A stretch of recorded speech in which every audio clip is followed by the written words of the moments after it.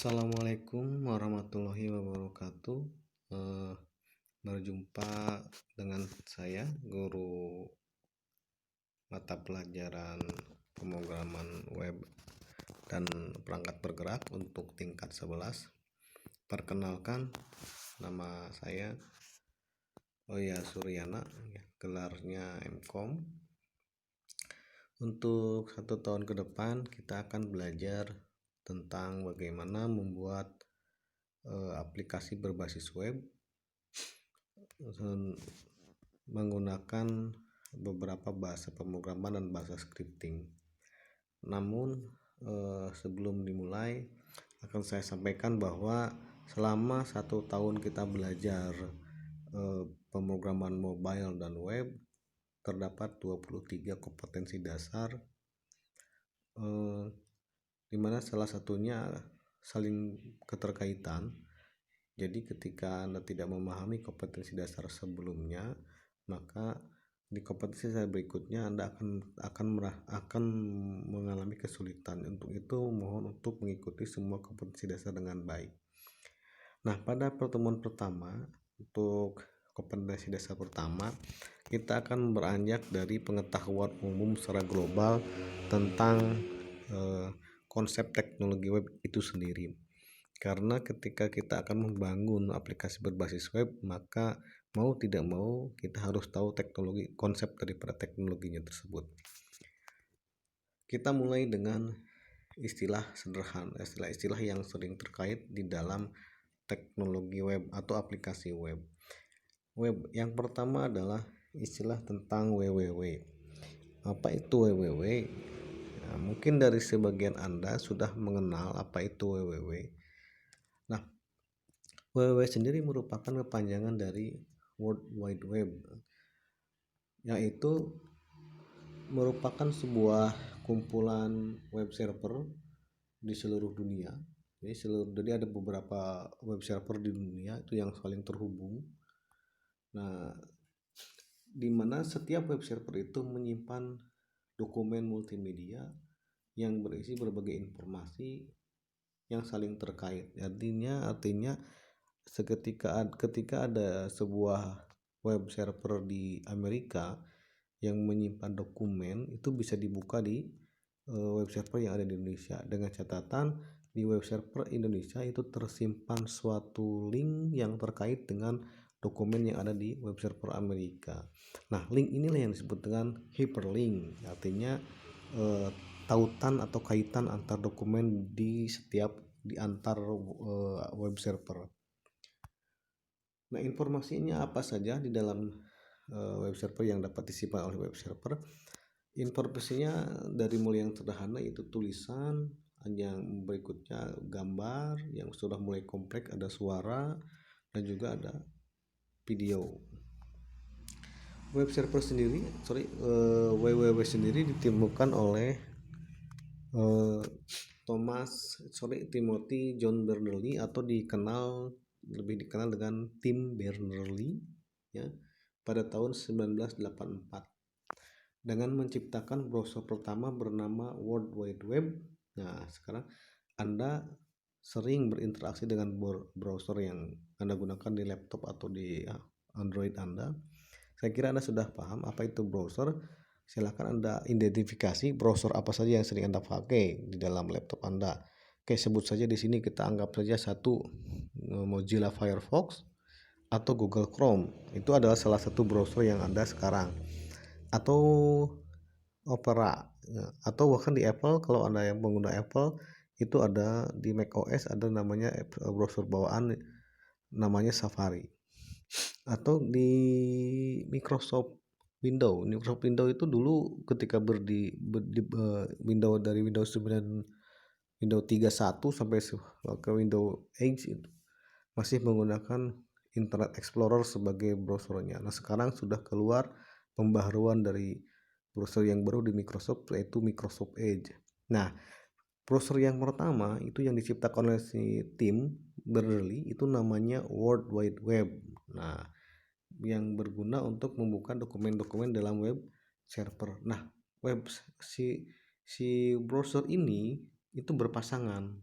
berpasangan dengan sebuah web server. Nah, si Tim Berners-Lee selain membangun aplikasi web browser, dia juga mengembangkan servernya, yaitu web server pertama yang disebut dengan HTTPD.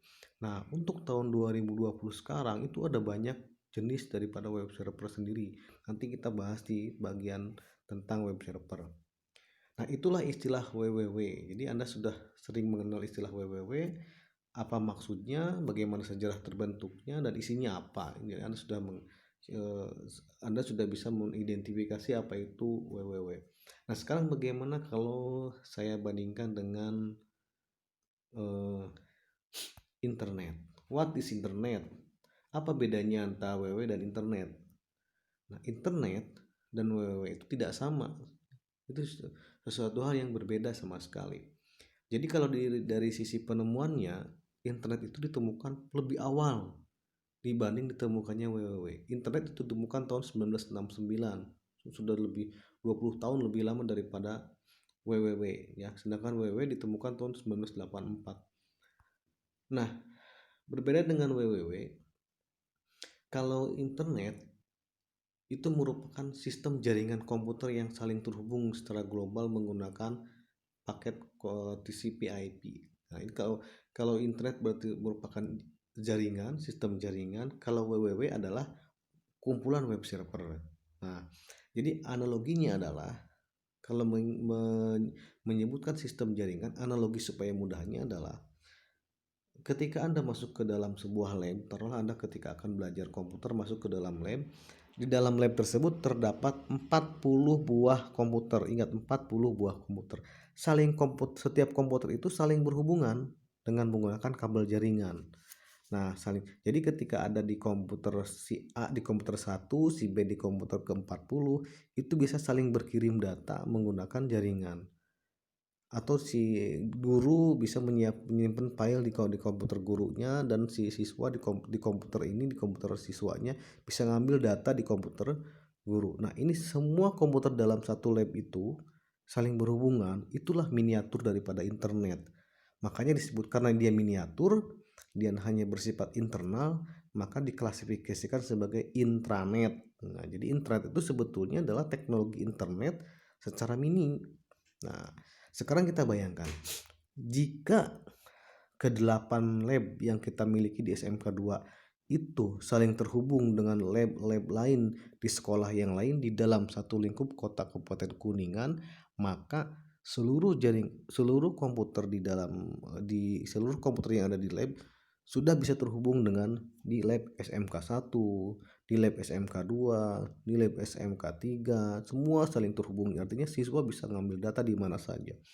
Nah, kalau sudah cakupannya sudah meluas, maka sistemnya bukan disebut lagi intranet, tetapi dia mencakup satu kota. Maka kita sebut saja sebagai Metro Area Network atau MAN.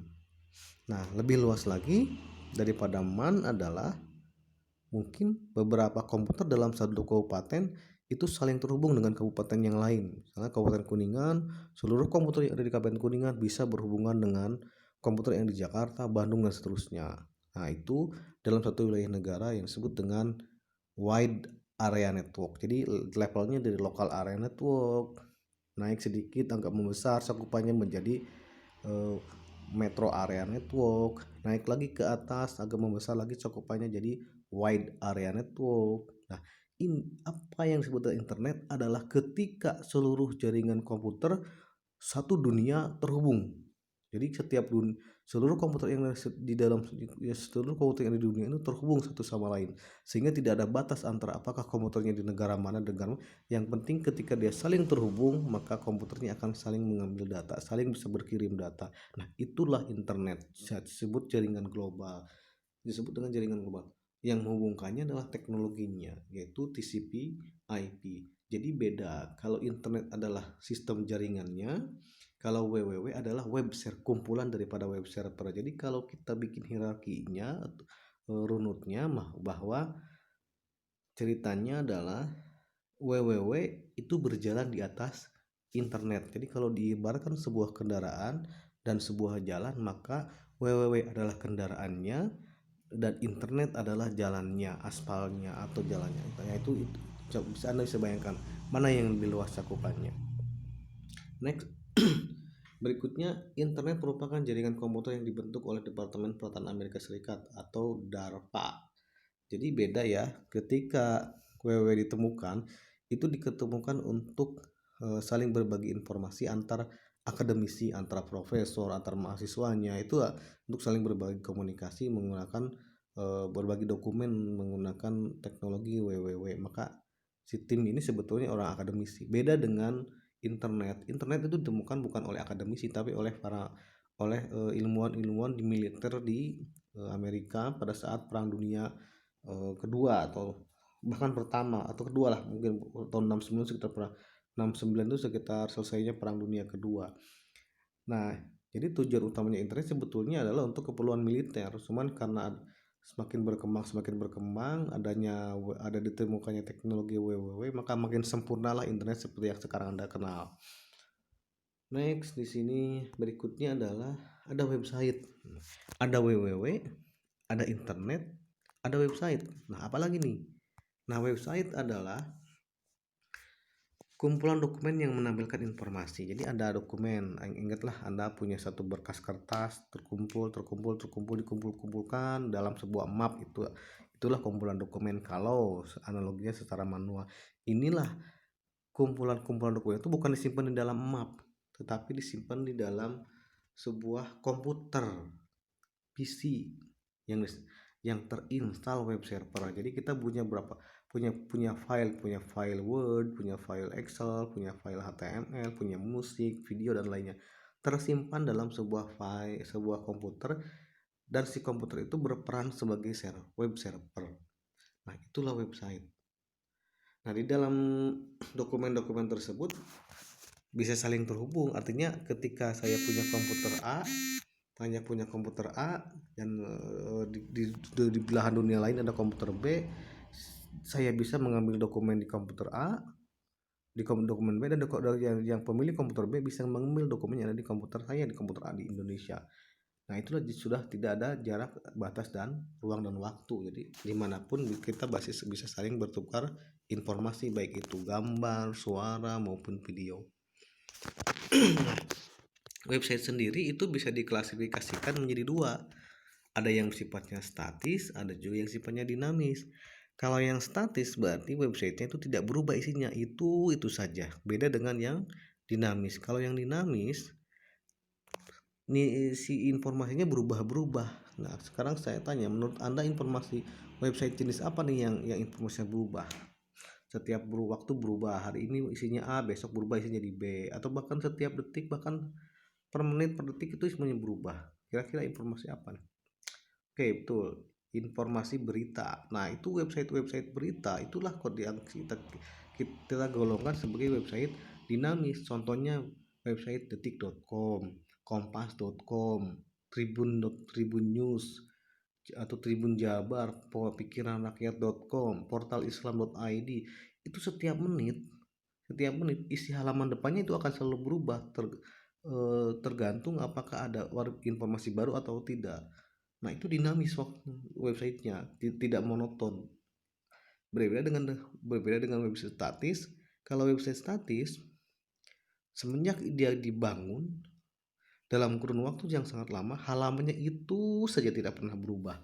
Kenapa? Karena memang sifatnya statis itu kan, tidak pernah berubah, kalaupun berubah mungkin jangka waktu yang panjang. Nah, silakan Anda cari di internet, bedakan mana website statis, mana web dinamis. Yang statis seperti apa tampilannya, yang sekiranya tidak pernah berubah dalam waktu setahun, 2 tahun, bahkan selama website itu berdiri tidak pernah berubah isinya itu saja. Itu adalah website statis.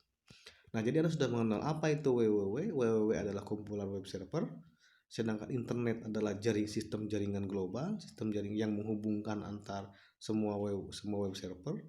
Website adalah sebuah dokumen yang tersimpan di dalam web server. Jadi urutannya kalau kita makin membuat hierarkinya adalah internet dulu, baru web server, di dalam web server ada website. Itu urutan seperti itu. Nah, berikutnya tadi saya ngomong masalah web server. Apa itu server?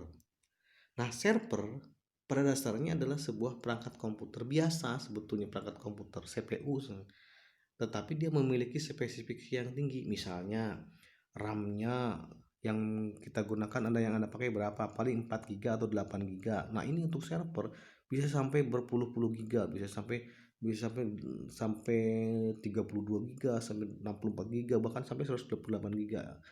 Satu server seperti itu. Nah, RAM-nya itu, kemudian prosesornya spek tinggi. Mungkin yang Anda cuman single core atau dual core, dia bisa sampai quad core 4 inti prosesor, bahkan mungkin multi prosesor. Dan termasuk juga harddisknya juga, karena ini untuk melayani banyak orang seluruh dunia, maka harddisknya tidak ukuran megabyte, gigabyte atau itu, tapi sudah terabyte, bahkan petabyte bentuknya. Ini dengan spek tinggi.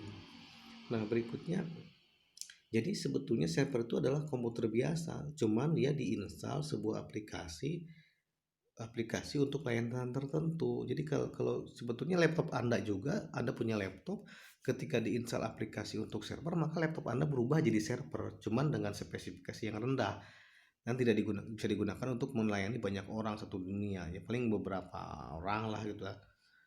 Jadi sebetulnya ketika kita punya komputer di rumah, diinstal aplikasi server tertentu, dia sudah berubah fungsi. Yang tadinya hanya digunakan untuk mengetik code Excel, browsing, main game, sekarang karena sudah ada aplikasi server yang terinstall, maka dia fungsinya berubah jadi aplikasi, jadi server, jadi web server.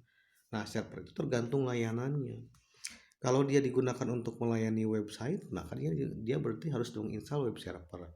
Kalau digunakan untuk melayani penyimpanan data email, maka dia menjadi mail server. Kalau digunakan untuk menyimpan file, upload, download, maka dia jadi file server, dan seterusnya. Masih banyak server contohnya yang bisa kita gali. Nah, di sini layanannya dapat berubah, www adalah email dan seterusnya. Nah, seperti apa sih fisiknya server? Ya, Anda lihat di sebelah samping ini ada CPU gede, itu yang berdiri, itulah server. Nah, ini disebutnya server tower, ya, server tower, karena dia seperti CPU biasa bentuknya, cuman spesifikasinya sangat tinggi gitu kan. Kalau anda pernah kalau anda kalau anda pernah melihatnya, ya, anda akan, atau mengangkatnya, Anda akan merasakan perbedaannya. Ini beratnya bisa sampai 3-4 kali berat CPU biasa. Jadi kalau CPU biasa cuma 2-3 kilo, ini bisa sampai 8 kilo atau lebih. Karena secara fisik dia kekar sih, tahan banting untuk menghindari goncangan-goncangan. Nah, sedangkan yang di bawahnya dia adalah server, tapi bentuknya bukan tower, tapi dia bentuknya blade. Nah, inilah server-server yang kebanyakan digunakan di perusahaan jasa hosting internet.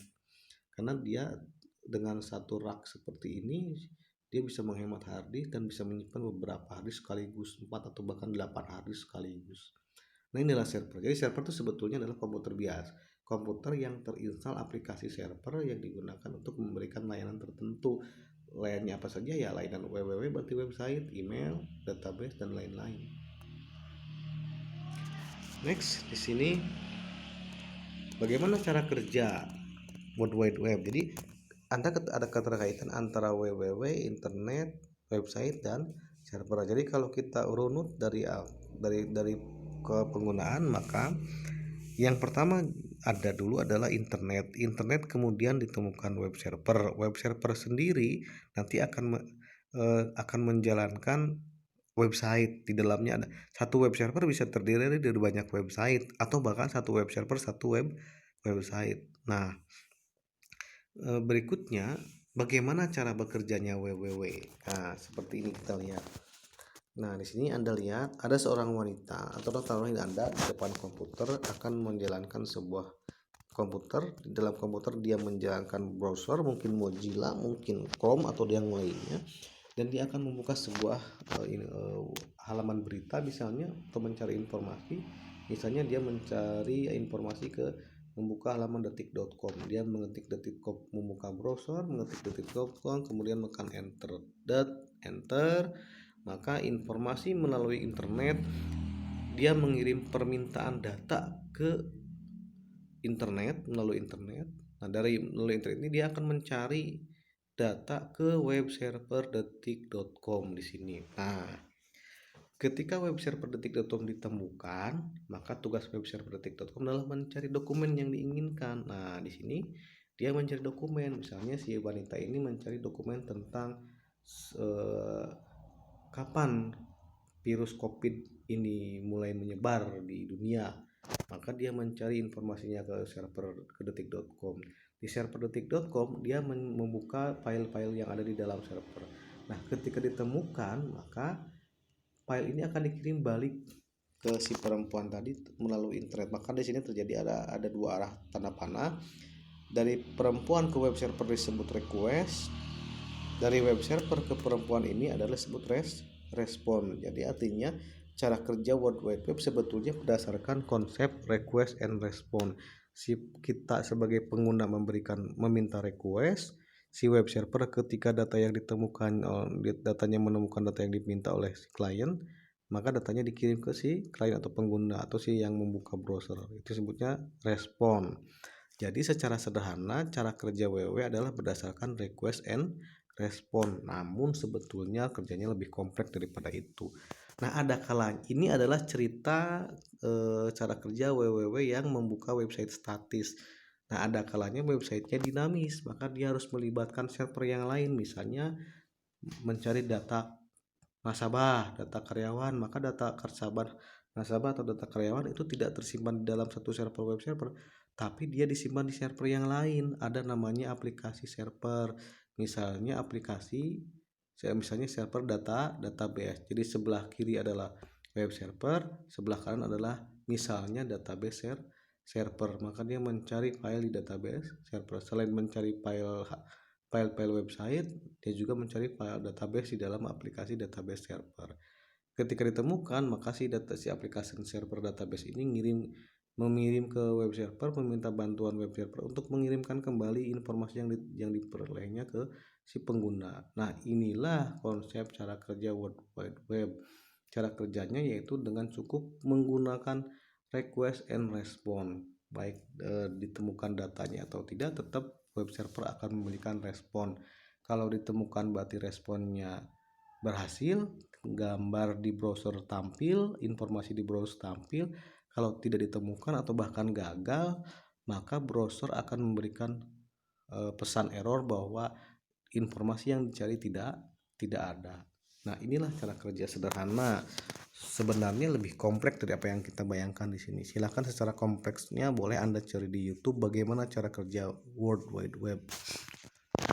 Next, berikutnya di sini ada perangkat pengembangan aplikasi web. Nah, di sini karena kita akan belajar membangun aplikasi berbasis web, maka kita harus mengetahui apa saja yang harus diinstal di komputer kita pada saat kita akan membuat aplikasi berbasis web. Jadi perangkatnya apa saja? Nah, kita kategorikan menjadi 4. Yang pertama adalah web server. Jadi di komputer kita, di laptop kita, di PC kita, kita harus diinstal web server. Apa gunanya? Gunanya web server adalah untuk mengeksekusi kode-kode dan skrip bahasa pemrograman web. Apakah itu HTML, apakah itu PHP, apakah itu JSP dan lain-lain. Dia yang akan mengeksekusi bahasa pemrograman web. Nah, selain diinstal web server di laptop kita atau di komputer kita, juga kita harus menyiapkan yang namanya web browser. Nah, kalau web browser tanpa diinstal pun sebetulnya sudah ada. Jadi ketika Anda menginstal Windows sudah ada browsernya, yaitu Microsoft Internet Explorer atau Microsoft Edge untuk yang terbaru. Bagaimana kalau saya tidak suka dengan Microsoft Edge atau Internet Explorer? Anda boleh menginstal yang lain. Misalnya Anda senang Firefox, ya install saja Mozilla Firefox. Anda download dulu kemudian Anda install. Atau saya mah senang dengan Google Chrome, ya silakan Anda download Google Chrome, Anda install. Atau saya mah pengguna Apple mah adanya Safari, boleh, nggak apa-apa, nggak jadi masalah. Yang penting dia web browser. Bahkan Opera pun boleh. Nah, Baidu juga boleh. Itu yang dia perhatian, itu tergantung Anda senangnya di mana. Nah, jadi web browser ini fungsinya adalah untuk menampilkan apa yang kita ketik di dalam pengkodean. Jadi ketika kode program kita dieksekusi oleh web browser, maka oleh web server, maka hasilnya akan ditampilkan di web browser. Jadi web browser ini fungsi sebagai output daripada bahasa pemrograman yang telah kita buat. Berikutnya apa nih? Berikutnya adalah text editor. Text editor adalah fungsinya aplikasi yang digunakan untuk membuat program aplikasi berbasis web. Nah, jadi di pertanyaannya, kalau kita membuat aplikasi web menggunakan apa ngetiknya? Ya, menggunakan text editor. Nah, pertanyaan sederhananya, kalau Anda mau bikin surat pakai apa? Kan pakai Microsoft Word. Nah, itu jawabannya. Kalau Anda mau bikin tabel dan kolom, menghitung perhitungan, pakai apa aplikasinya?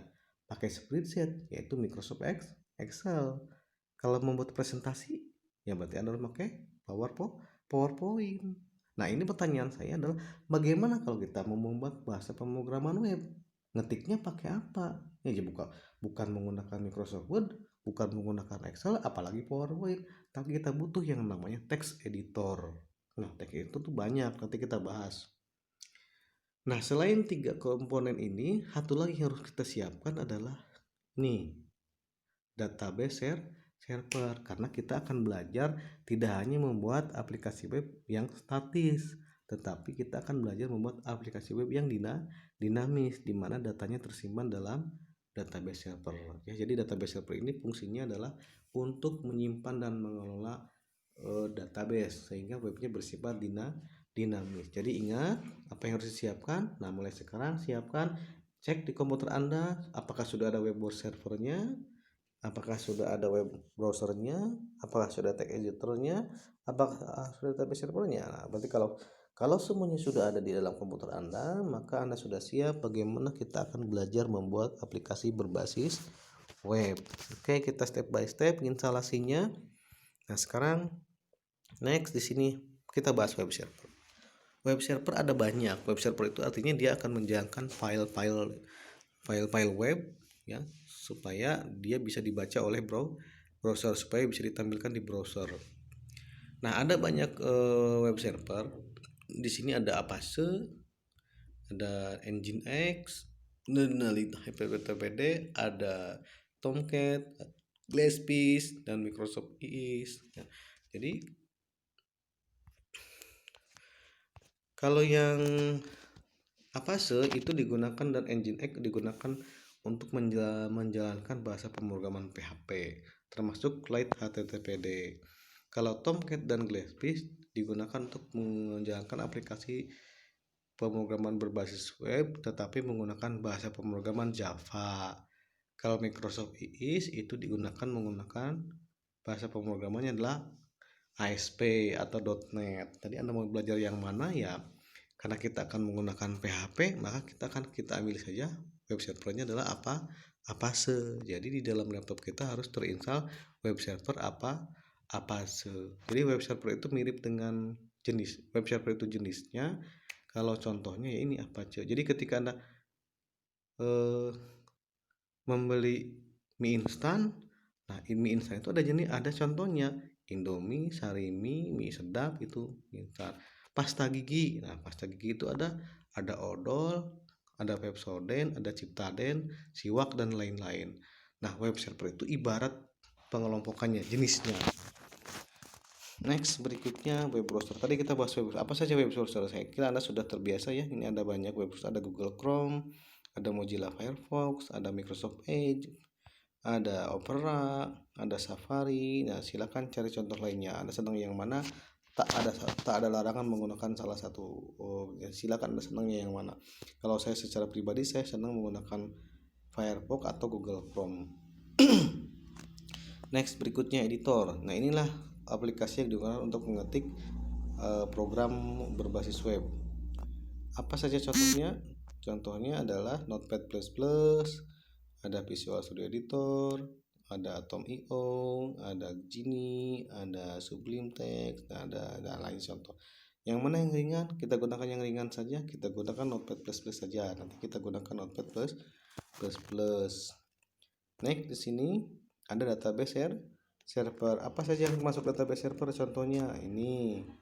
Contohnya adalah MySQL server, ada PostgreSQL, ada MariaDB, ada Microsoft SQL Server, ada MongoDB dan yang lainnya silahkan cari. Apa yang akan kita gunakan? Kita gunakan MySQL Server saja. Pertimbangannya dia gratis, banyak dokumentasinya, sehingga kalau ada masalah kita mudah untuk memecahkannya. Nah, di sini ada aplikasi server, ada aplikasi paket server. Tadi yang saya sebutkan adalah aplikasi server, ada database server, ada web server. Nah, apa bedanya dengan aplikasi paket server? Nah, idealnya ketika Anda belajar pemrograman, Anda harus menginstal aplikasi server satu persatu. Jadi kalau Anda butuh aplikasi web server, Anda install aplikasi web servernya. Contohnya Apache. Nah, ketika Apache sudah terinstall, Anda membutuhkan aplikasi yang lain. Misalnya saya butuh database server, maka Anda menginstal. Misalnya Anda gunakan MySQL server, install lagi. Saya butuh lagi nih, butuh lagi server email, maka Anda install lagi server emailnya, misalnya Mercury Mail. Jadi ketika Anda tidak menggunakan paket server, aplikasi paket server, maka Anda harus menginstal satu persatu servernya. Ya. Nah, itu bagi pemula itu sungguh merepotkan dan saya tidak merekomendasikan Anda menginstal satu persatu. Install web servernya Apache yang install sendiri, terpisah, MySQL install terpisah, terus database email servernya terpisah. Itu saya tidak merekomendasikan untuk yang sedang belajar. Maka dari itu kita sebagai pemula itu diberi kemudahan. Ada beberapa programmer yang baik hati yang mempaketkan beberapa server di satu paketkan. Jadi ketika pada saat kita menginstal, di dalamnya sudah ada banyak server, sudah terdapat beberapa server dan beberapa bahasa pemrograman. Jadi cukup dengan sekali menginstal kita dipermudah pekerjaan kita. Nah, apa itu paket servernya, apa saja? Ini kita bahas yang sering digunakan saja. Yang pertama adalah SAM. Paket server SAM itu isinya ketika kita menginstal paket server SAM, di dalamnya sudah termasuk Apache sebagai web server, ada MySQL sebagai database server, bahasa pemrograman yang disertakan yaitu bahasa PHP dan Perl. Nah, ini digunakan untuk Windows. Berikutnya ada AMPPS. Ketika AMPS di-download dan diinstal, maka dia sudah di dalamnya menginstal apa? Ada web server Apache, ada web server ada database MySQL, ada MongoDB database-nya. Berikutnya ada bahasa pemrogramannya, ada PHP, Perl, and satu lagi, ini kelebihan dari AMPS dibanding SAM adalah dia menyatakan bahasa pemrograman Python. Nah, silakan, saya senang yang mana silakan nanti kita samakan saja. Berikutnya ada lagi aplikasi pakai server MAM. MAM ini biasanya digunakan oleh para pemilik Apple karena ini banyak ini support untuk Apple. Nah, ketika MAM diinstal, sebetulnya untuk Windows juga bisa. Ketika MAM diinstal, di dalamnya akan tercakup web server Apache, juga web server Nginx, MySQL database-nya ada 2, MySQL dan MariaDB. Bahasa pemrograman yang didukung adalah PHP, Perl, dan Python. Nah, ini ya lebih lengkap. Ini ada Nginx, database-nya ada 2 ya, ada MariaDB. Nah, berikutnya adalah LAM. Nah, LAM ini adalah SAM versi Linux. Jadi kalau Anda sudah terbiasa mendengar istilah Linux, maka di Linux juga ada SAM tapi namanya diganti jadi LAM, di mana L-nya adalah kepanjangan dari Linux. Jadi sistem untuk Linux. Apache-nya, A ini Apache, M-nya untuk MySQL, P-nya untuk PHP, Perl, and Python. Nah, jadi Anda paket servernya mau yang mana terserah ya, karena kita nanti tapi untuk penyamakan persepsi kita gunakan SAM saja. Jadi silakan Anda download SAM, Anda install SAM, begitu selesai diinstal Anda sudah akan mendapatkan 2 buah server yaitu Apache, MySQL. Nah, sebetulnya ada server yang lain, cuma di sini saya tunjukkan cuma 2 saja, dan bahasa pemrograman yang digunakan adalah PHP dan Perl, tapi yang kita gunakan PHP-nya saja. Nah, next di sini contoh menginstal SAM. Ini ada video. Nanti Anda masuk ke Learning SMK Negeri 2 Kuningan, Anda tonton videonya di sini bagaimana cara menginstalnya. Tapi secara sederhana saya gambarkan seperti berikut. Anda download SAM-nya di apacefriend.org/download HTML. Setelah selesai download, ini sekitar 100 MB filenya. Setelah download, Anda double klik instalasinya. Nah, ikuti step by stepnya di video berikut. Nah, itu ya. Nah, setelah install SAM, apa yang diinstal lagi? Yang diinstal berikutnya adalah install editornya. Nah, kita gunakan editornya adalah Notepad++. Anda silahkan download di Notepad++, download, install dengan double klik, ikuti step by stepnya di video. Saya kira mudah untuk pengguna Windows ya. Bagaimana dengan browser? Browser tidak usah diinstal karena mungkin di komputer yang sudah ada, kecuali kalau Anda mau ganti browser. Mau jadi silakan Anda download Mozilla Firefox atau Google Chrome. Nah, berikutnya apa lagi? Database sudah include ya di SAM tadi. Ya udah selesai, berarti tinggal bagaimana menjalankan SAM. Kalau SAM sudah diinstal, sebetulnya cuma 3 langkah saja, yaitu Anda klik start di Windows, cari SAM control panel, kemudian klik tombol start masing-masing di tombol SAM. Bagaimana mengaksesnya? Ketika SAM sudah berjalan, bagaimana mengakses web server? Anda cukup mengklik start, menjalankan browser Anda, misalnya Mozilla atau Google Chrome, kemudian ketik alamat http localhost. Kalau tampil berarti Anda sudah sukses menginstal web server ya, dan menjalankan web servernya. Nah, secara detail di sini akan dibahas di dalam modul. Seperti ini hanya garis besarnya saja. Nah, setelah selesai menginstal SAM, setelah selesai menjalankan menginstal Notepad++, menjalankan web server, berikutnya apa? Berikutnya kita akan membuat file dokumen website. Nah, biasanya file dokumen website itu di sini kita gunakan contoh yang website statis, kita gunakan dengan file HTML. Ini caranya. Nah, ini adalah contoh kerangka pengkodean bahasa pemrograman HTML. Jadi stepnya bagaimana caranya? Jalankan Notepad++, buat file baru, ketik kode berikut. Di sini di samping Anda ketik, kemudian simpan dengan nama dengan akhiran .html. Misalnya dengan nama filenya coba.html. Nyimpannya di mana? Nyimpannya jangan di mana-mana. Karena sudah diinstal SAM, maka menyimpannya harus disimpan di C SAM HT docs. Nah, nanti cara menginstalnya adalah menggunakan local host. Secara detail saya tidak menggambarkan di dalam PowerPoint ini, tetapi dibahas di modul yang disertakan di aplikasi e-learning yang Anda silahkan tonton, simak ulang videonya, terus baca kembali materinya, dan tugas praktek Anda adalah silakan install SAM di komputer Anda, silakan install Notepad++, kalau belum ada browsernya silakan install browsernya. Latihan sederhananya adalah membuat file HTML. Itu saja dari saya. Cukup sekian dan terima kasih. Untuk pertanyaan dan lain-lain silakan boleh diajukan di grup dalam learning atau menggunakan WhatsApp di kelas. Oke, assalamualaikum warahmatullahi wabarakatuh.